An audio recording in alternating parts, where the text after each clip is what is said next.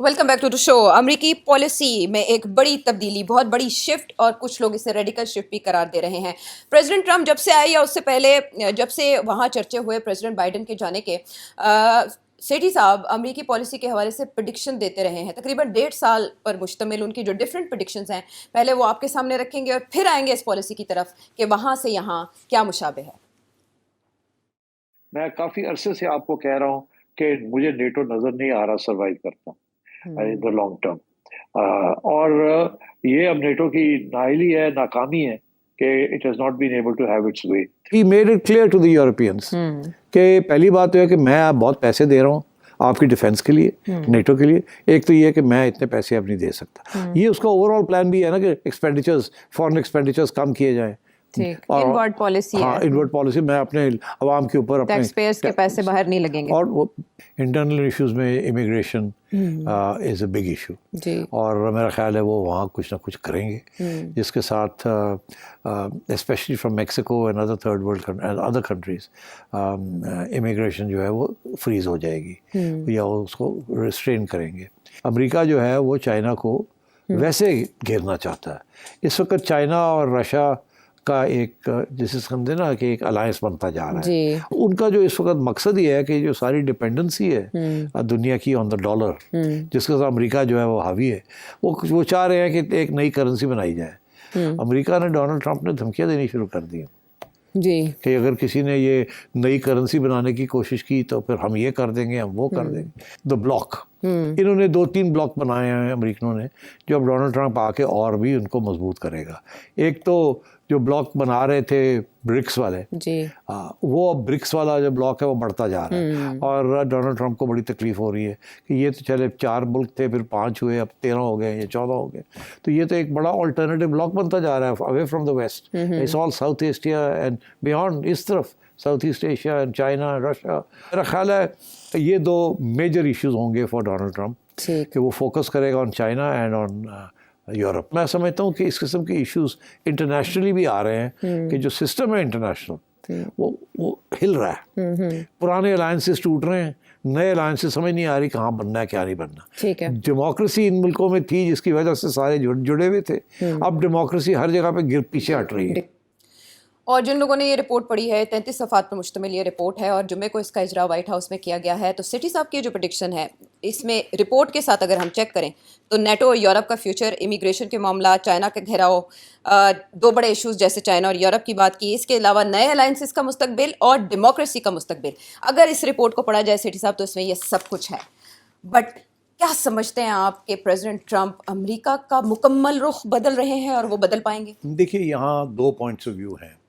एक तो ये पॉइंट ऑफ व्यू है कि ये एक बहुत बड़ा इनकलाब आ गया है फॉरेन पॉलिसी में, और इसके साथ सारा दुनिया की जो पॉलिटिक्स है वो तब्दील होने जा रही है, from a unipolar world to a multipolar world, और number 1 from strategic global alliances to transactional politics.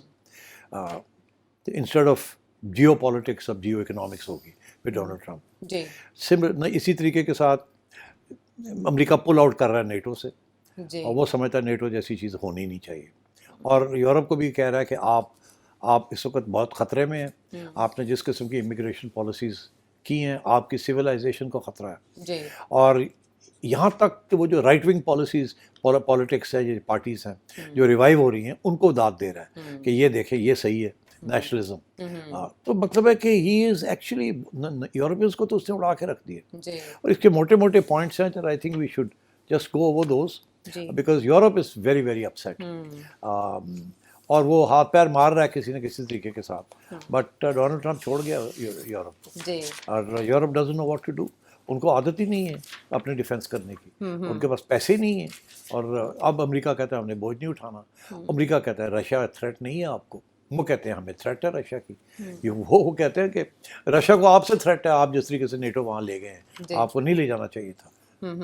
ये भूल गया कि अमेरिकन पॉलिसी थी कि वहाँ तक जाए इससे आने से पहले। जो बाइडेन ने तो यही टोकिया, और बिल क्लिंटन से यही चल रहे थे। एनीवे, तो अब ये है कि अगर समरी की जाए तो पहली बात तो ये है कि जो अलायंसेस बनाए थे अमेरिका ने, मैनी अलायंसेस, उसके साथ तो ब्रेकअप हो रही है, ठीक। यूरोपियन गवर्नमेंट्स की बड़ी तनकीद हो रही है यूक्रेन पॉलिसी के ऊपर, माइग्रेशन पॉलिसी के ऊपर, ह्यूमन राइट्स। यहाँ तक डोनाल्ड ट्रंप कह रहा है आप तो ह्यूमन राइट्स भी नहीं मानते, आपने तो फ्रीडम ऑफ स्पीच के ऊपर भी कर्ब्स लगा दिए। हाँ, मतलब ये यूरोप के ऊपर डोनाल्ड ट्रंप क्रिटिसिज्म कर रहा है और कह रहा है कि आपकी सिविलाइजेशन खतरे में है जिस किस्म की आपने पॉलिसीज इख्तियार की हैं। और फार राइट नेशनलिस्ट पार्टीज हैं उनको दाद दे रहा है। फिर ये कह रहा है कि हमारे जो गोल्स हैं अपने, वो कहता है हमने माइग्रेशन को भी कंट्रोल करना है, हमने ड्रग ट्रैफिक को कंट्रोल करना है, रीजनल सिक्योरिटी, रीजनल इश्यूज के ऊपर ज्यादा वो अपना जोर दे रहा है rather than on global issues. और ये कह रहा है कि हमने अब सारी दुनिया को खड़ा नहीं करना, साड़ी जिम्मेदारी नहीं है। साड़ी जिम्मेदारी नहीं, अपने अपने ख्याल करो, अपने एरिया से अपनी देखभाल करो। और जहाँ तक यूक्रेन की बात है वहाँ तो वो बड़ा क्लियर कट है। वो कह रहा है कि यूक्रेन के अंदर वो 4 इलाके जो रूस ने लिए हैं उसको दे दिए जाए और नेटो में यूक्रेन ना जाए और हम कोई मिलकर कोई सिक्योरिटी गारंटीज दे देते हैं, मगर इससे ज़्यादा आप नहीं कर सकते। और रूस का जो उसने एरियाज ले लिए हैं वो उनके हो जाए, हमें कोई तकलीफ नहीं, और आप लोग पीछे हट के बैठे, कोई कोशिश ना करें कि नहीं तो जंग हो जाएगी और हम आपके साथ नहीं देंगे और आप जंग करने के काबिल भी नहीं है। तो रूस जो यूरोपियन लीडर्स हैं वो तो कह रहे हैं कि ये रूसी जहन की पैदावार लगती है सारी रिपोर्ट जिस जहन से लिखी गई है। नहीं, ऐसी नहीं बात। हर 2-3 साल के बाद व्हाइट हाउस की तरफ से, एडमिनिस्ट्रेशन की तरफ से ऐसी रिपोर्ट्स आती हैं। कांग्रेस का ये रिक्वायरमेंट है जिसे कहते हैं ना मैंडेटेड बाय कांग्रेस। तो 2022 में भी एक आई थी मगर वो बाइडन की आउटलुक थी, अब इनकी ये आउटलुक है। तो ऐसी कोई बात नहीं है कि ये वो जो इशू है ना on the question of Ukraine, solution to Ukraine, उसके ऊपर इशू ये बना था कि जो पहले 28 पॉइंट्स की रिपोर्ट बनी थी वो कह रहे थे कि जी ये 20 पॉइंट्स की कि ये तो रूस ने बनवाई है, वो मैंने पहले भी डिस्कस किया था। फिर ये एक और रिपोर्ट बनी, फिर एक और रिपोर्ट बनी, तो यूरोपियंस जो वो अमेरिका और रूस एक लाइन ले रहे हैं और यूरोपियंस बिल्कुल उसके बरक्स ले रहे हैं। हाँ, उन्होंने तो वो इसीलिए वो बात आगे नहीं बढ़ रही। अच्छा, और अब डोनाल्ड ट्रंप, आज तक तो यूरोप पार्टनर था ना अमेरिका जी, बिल्कुल, इस जंग में भी समझा यही जाता ऑलवेज था। A partner. हाँ। अब वो कहते हैं कि नहीं यूरोप प्रॉब्लम बन चुका है हमारे लिए। उन्होंने चार्जशीट कर दिया। हाँ, अब आप ऐसे कहता है कि आपकी अनस्टेबल माइनॉरिटी गवर्नमेंट्स हैं और वो ये आप कॉन्फ्लिक्ट प्रमोट कर रही हैं, और जो फार राइट की पार्टीज हैं बड़ी पेट्रियाटिक पार्टीज हैं। और कह रहे हैं कि आप ये यूरोपियन यूनियन की जो इंस्टीट्यूशंस हैं वो फ्री स्पीच और ऑपोजिशन को दबा रहे हैं and so on and so fourth. और सबसे इम्पोर्टेंट वो कहता है मिडिल ईस्ट जो है जो कि एक ज़माने में बिकॉज ऑफ ऑयल अमेरिका का कोर इंटरेस्ट एरिया था, वो कहता है वो स्ट्रेटेजिक प्रायोरिटी नहीं रही। अब हमारी स्ट्रेटेजिक प्रायोरिटीज चाइना। तो इसलिए कुछ American political scientists like John Mearsheimer and others and Larry Summer, वो they are moving away and they are saying कि जी America has shifted from Europe to the far east, उधर चला गया और अपने रिसोर्सेज भी और अपनी सारी अटेंशन भी जो है वो चाइना की तरफ जाएगी, because that is the major competing partner. So I think और उसमें इन्वेस्टमेंट, पार्टनरशिप, स्टेबिलिटी के इश्यूज हैं। तो इस किस्म की बात है, मगर America under Donald Trump confrontation नहीं करेगा। अच्छा, कंपटीशन की तरफ जाएगा, कॉन्फ्रंटेशन नहीं करेगा। Okay, this is the competition जो है वो फिर इकोनॉमिक्स विल प्रिवेल। इसीलिए he is using the trade barriers, the trade argument. और ये रिलायबिलिटी भी कम करने लगे हैं कि हमें दूसरों पर रिलाई ना करना पड़े, इंडस्ट्रियलाइजेशन अमेरिका के अंदर होनी चाहिए। वो उसका कोशिश तो यही है मगर होना नहीं है उससे। America is not in a position कि वो अब मैन्युफैक्चरिंग इंडस्ट्री फिर से रिवाइव करे। वो मैन्युफैक्चरिंग इंडस्ट्री मूव कर गई है, टॉप लेवल की कुछ चीज़ें रह गई हैं जहाँ इनकी लीड है।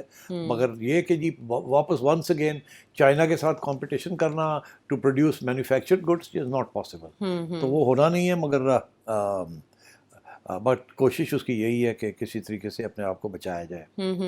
तो this is a very far reaching statement. Europe is very upset, Russia and China are delighted. ठीक, Pakistan is delighted. How Pakistan and India? India is very upset. How India and Pakistan are addressed here? इसमें पाकिस्तान को तो एक ही जिक्र है हल्का सा, India का भी कोई खास जिक्र नहीं है, मगर बिकॉज उनका ख्याल है मैंने बात कर दी है। एक तो ये जंग रोक दी मैंने जी, बाकी ये कि हमारी तारीफ कर दी है और इंडिया के ऊपर इनडायरेक्ट प्रेशर डाल रहा है, इंडिया के ऊपर काफ़ी सख्त प्रेशर डाल रहा है। हमारे ऊपर कोई प्रेशर नहीं किसी किस्म का। हमने वो 19 हो गया हमारा जी 19%, ठीक है और बाकी अल्लाह खैर सल्ला। अच्छा, हाँ, और हमने फिर ये मिडिल ईस्ट के अंदर भी हाथ बटाया कि जी जो भी फोर्स होगी उसका हिस्सा बनेंगे हम, and we praised him and so on. तो वी आर ओके। अच्छा, for the time being. For the time being we are good.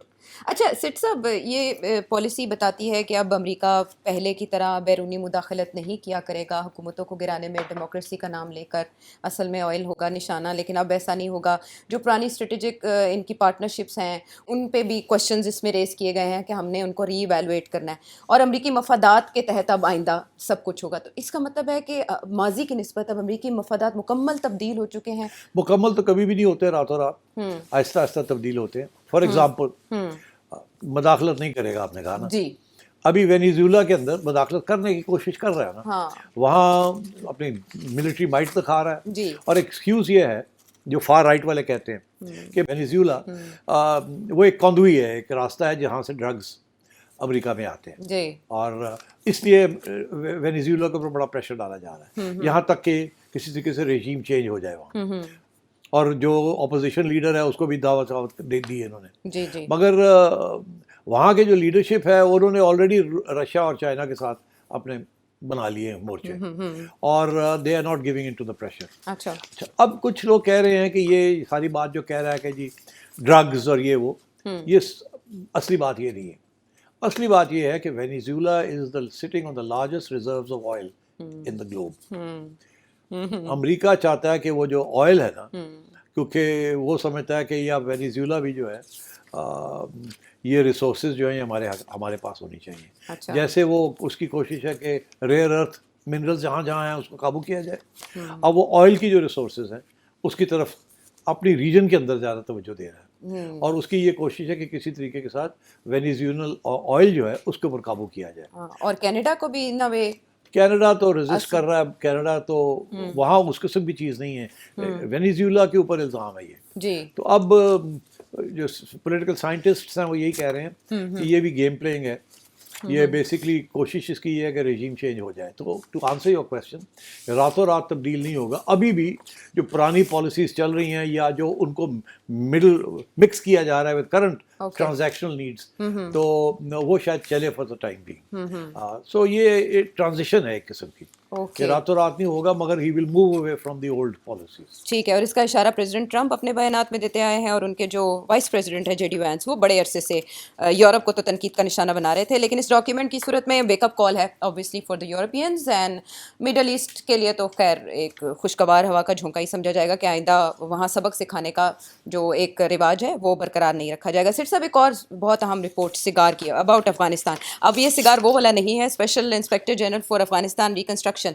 इस रिपोर्ट में जो जो तफसीलात आई हैं वो बहुत होशरुबा हैं। मैंने आपसे एक क्वेश्चन किया था कि अमरीकी इमदाद फॉर अफगान तालिबान जारी है, तो उस पर आपने इज़हार ख्याल माजी में किया, बट ये रिपोर्ट जो भी कुछ बता रही है उससे तो पाकिस्तानी मौक़िफ़ की तायद होती है।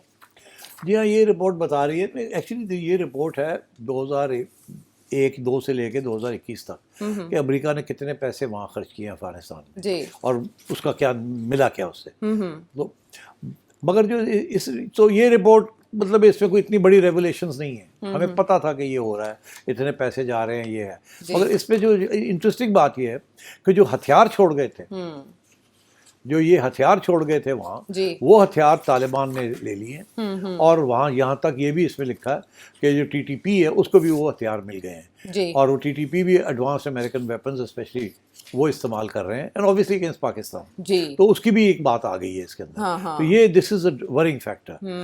मगर जो ज़्यादा इंटरेस्टिंग एक ट्वीट है जो कि एक अफगान डिप्लोमेट ने की है, नायब सदर अमरुल्लाह सालेह, वो कह रहे हैं कि जी जब से अमेरिका छोड़ के गया है जी, वो दिन है और आज का दिन है, अमेरिका ने फिर भी 6-7 अरब डॉलर अफगानिस्तान को दिए हैं अंडर वन फॉर्म और अनदर, और उन्होंने आइडेंटिफाई भी किया किस बैंक के जरिए अफगानिस्तान के बैंक को पैसे गए और जा रहे हैं, and so on and so fourth. और मगर मैं ये समझता हूँ दिस इज वेरी इंटरेस्टिंग, क्योंकि डिटेल नहीं मिल रही हमें कि ये पैसे क्यों जा रहे हैं वहाँ, क्यों जा रहे हैं, और नकद कैश सूरत में प्रिंट होते हैं और जा रहे हैं। हाँ, और नए नए नोट्स जाते हैं वहाँ, और मिडिल ईस्ट से जहाज तब्दील किया जाता है, यानी कि ये इस किस्म की बातें आ रही हैं। मगर ये पता नहीं ये सच है कि झूठ है, इसके अंदर कोई एविडेंस नहीं प्रेजेंट की। और ये साहब जो हैं ये ऑब्वियसली ये वो एंटी तालिबान है, और वो ये नाराज़ हैं, अमेरिका ने इनको डिच किया था, ये गनी रेजीम के जी। करते धरते थे, अशरफ गनी। अशरफ गनी के। सो आई थिंक, और ये भी एग्जाइल में है, भागे हुए हैं ये भी जी। तो इनकी बातों पे पता नहीं कितना हमें वजन देना चाहिए या नहीं, मगर इंटरेस्टिंग है कि अभी तक पैसे फनल हो रहे हैं वहाँ, और वो किस लिए हो रहे हैं और तालिबान क्या इस्तेमाल कर रहे हैं उनको कैसे, वी डोंट नो। इसके ऊपर डिटेल आनी चाहिए, क्योंकि ये इनका कहना डजंट मीन कि इट्स दिस एक्चुअली करेक्ट। ठीक, सिर साहब इससे जुड़े और भी बहुत से सवाल हैं, ज़ाहिर है इसमें बहुत डिटेल है, लेकिन जितना आपने बता दिया उससे ये अंदाज़ा लगाया जा सकता है कि अफ़गानिस्तान में अमरीकी जो किरदार है वो अब किस हद तक है। तो जो जुड़े हुए सवाल हैं या आपके सवाल हैं वो आने वाले प्रोग्राम्स में ज़रूर शामिल करेंगे। अभी हमें इजाज़त दें, अगले प्रोग्राम तक के लिए अल्लाह ने के बाद।